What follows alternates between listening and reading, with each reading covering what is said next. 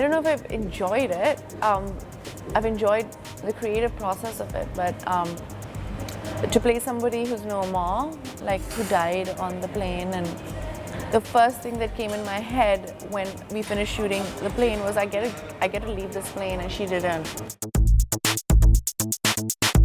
Well, you know, I always perceived life a certain way where there was a lot of black and white, and I was extremely idealistic, and I think that being in the film industry kind of makes you slightly jaded and slightly, you know, you want to compromise on certain values that you have when you're younger.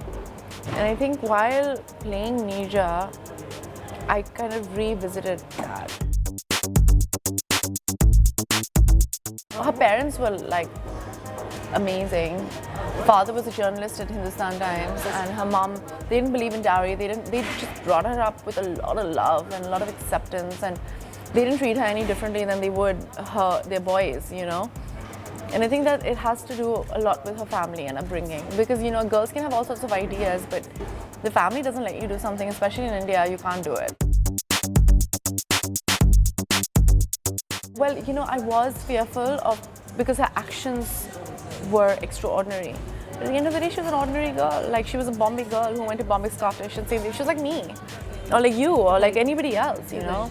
She liked modeling and she wanted to see the world, so she's like, oh, I'd become an air hostess, you know. Right. It was that. She's just been brought up with a set of values and ideals, and when push came to shove and she was put in a position of pressure, she just did the right thing. He saw the film and he was like, the story people need to see the story, because young people need to it's a story for young people. Honestly, it's a story for young people or for older people who've forgotten what life should be like, and it's for young people to get inspired to not ever lose their path. When I truly identified with Neerja was when she's reading this letter that somebody who's supposed to love her and accept her has written about her, and it criticizes her a lot. And she knows in her head that what this person is saying is wrong and is ridiculous, but in her heart, she's really hurt and she feels like something's wrong with her, and she's speaking to her parents because she knows that she needs her parents to accept her at this point and say that there's nothing wrong with you. And I think young girls right now really need that, especially with like body shaming and with being the way, with like lots of other things where, you know, you're struggling to accept who you are, and a lot of people criticize you for things which are completely irrelevant.